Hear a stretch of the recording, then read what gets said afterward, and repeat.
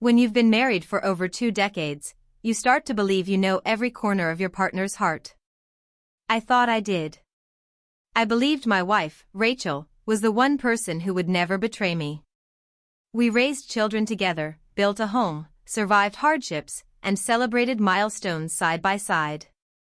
But 22 years of marriage unraveled the moment I discovered her secret, a long-running affair she had hidden with precision and lies. The cracks showed slowly, almost invisibly at first. Rachel had always been affectionate, but over the last few years, she grew distant. She claimed stress from work, menopause, exhaustion. I accepted it, because marriage is about patience. But then there were the trips, weekends away for work conferences that didn't quite add up. When I asked for details, she'd get defensive. Why don't you trust me? After 22 years, shouldn't I have earned that? Her words cut deep, and guilt silenced me. But the truth came crashing into my lap one evening. I borrowed her laptop when mine died.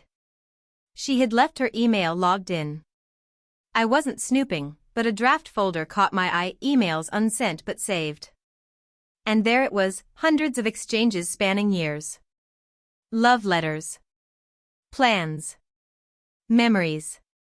All with a man named Stephen, an old flame she had rekindled things with. It wasn't a fling, it was a second life she had built behind my back. I sat there for hours, reading line after line of their private world. She wrote to him about our arguments, twisting me into the villain. She told him she loved him more than she ever loved me, that she was only staying with me for stability and the children.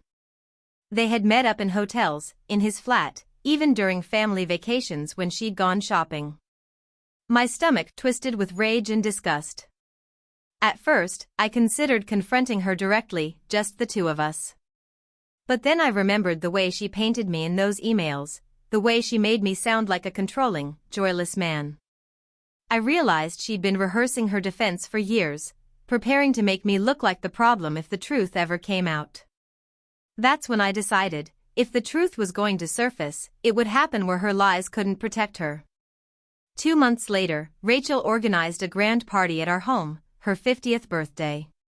She invited family, friends, colleagues, and neighbors. I knew Stephen would be there. She had slipped his name onto the guest list as a family friend. I didn't stop her. Instead, I prepared. When the night arrived, Rachel was radiant in a shimmering dress, playing the perfect hostess. She clinked glasses, posed for photos, kissed me on the cheek as if everything was perfect. I smiled too. But beneath my calm, my plan was in motion. After dinner, just before the cake, I raised my glass for a toast. Before we celebrate Rachel, I began, I'd like to share something about the incredible journey we've had together. Her eyes lit up, expecting praise. The room quieted, all eyes on me. I clicked the remote in my hand. The projector screen on the wall flickered to life. Instead of a slideshow of family photos, the screen filled with text, Rachel's own words, copied from her emails. Lines of passion to Stephen. Confessions of meetings in hotels. Descriptions of how she lied to me. Gasps erupted across the room. Rachel's face drained of color. "Turn it off," she hissed, rushing toward me, but I stepped aside. The emails kept scrolling, line by damning line. I didn't embellish, didn't add my own spin. I simply let her words destroy her carefully curated image. The room was stunned. Her sister whispered, "Oh my God." Our eldest son, standing near the back, clenched his fists, tears in his eyes. Friends averted their gaze, colleagues muttered to one another. And Stephen? He stood frozen, his drink trembling in his hand. The truth had finally yanked them into the light. When the screen went dark, silence hung heavy. I looked at Rachel, who now sobbed openly, her makeup smeared. 22 years, I said softly, and this is what you chose. She reached out, begging, "Please, it's not what it looks like." I can explain. But everyone had already seen enough. The whispers had turned to judgment, the sympathy she once commanded evaporating. I left her there, surrounded not by admiration but by shame. The party ended abruptly, guests scattering in uncomfortable silence. By the time I returned home the next day with bags packed, she was curled on the couch, eyes swollen. She tried to beg for forgiveness, tried to say she'd end it with him. But how do you forgive years of deception? Not a mistake, not a moment of weakness, but a second life she built while destroying the first. The divorce that followed was messy but inevitable.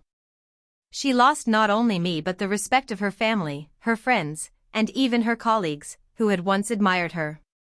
Stephen, coward that he was, cut ties with her shortly after. He didn't want a woman exposed as a liar in front of everyone she knew. She ended up alone, no marriage, no lover, and a reputation shattered beyond repair. And me? It hurt, deeply. 22 years of history doesn't just vanish. But I walked away with my dignity intact. I didn't scream, didn't fight, didn't let her twist the story to make me the villain. I let her own words do the talking.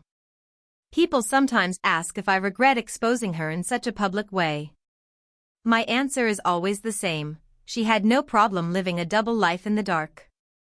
I had no problem bringing it into the light. Because the truth may be painful, but lies rot everything they touch. And my wife of 22 years had lied long enough.